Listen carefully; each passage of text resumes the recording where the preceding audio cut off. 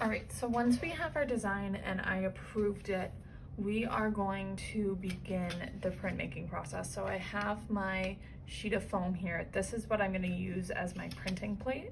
But before I can do that, my first step is to cut out my final design. So try to do it keeping your other sketches as intact as possible. Just cut out that square that you want to end up using.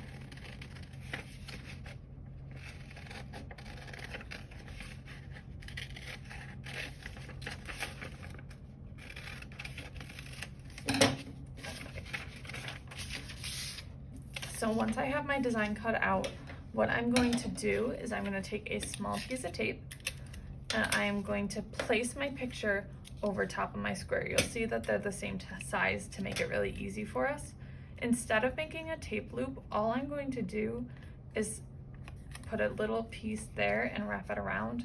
Basically, all I'm making sure is that it's not going to slide around with me when I'm transferring it. And I could do the same thing on the other side just to make sure it stays in place. Okay, so now we are ready to transfer. So we're going to make sure we're using a ballpoint pen. And our very first step is to trace the outside of our shapes and any lines that we have. So I'm going to do that now. You do want to press down a little hard. This is what's going to make the indents so that our shape prints. So again, all I'm doing is I'm tracing the outside of the shapes or the lines that I drew in pencil.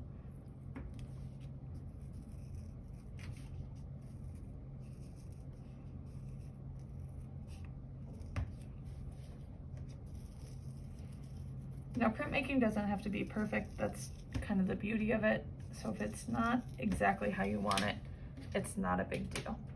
All right, at this point I can take my paper off.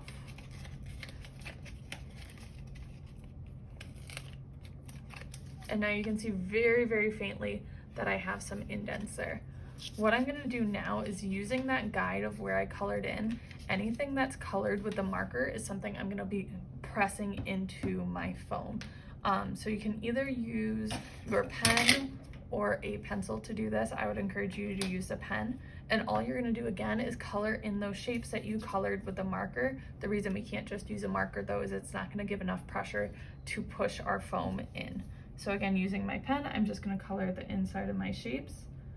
I love coloring on the foam. I think it feels awesome. It's very relaxing for me. And I wanna be pretty consistent. I don't want lots of scribbles in there because this is pushing my foam down. If I'm not coloring really accurately, it's not gonna give me the effect that I want.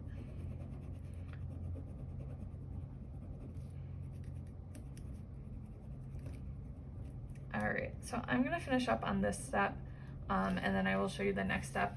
Again, you wanna make sure you're pushing hard enough so that you can feel a little indent. It doesn't have to be a lot, but just that little bit of an indent is gonna help us so that when we print, it will leave a really nice pattern.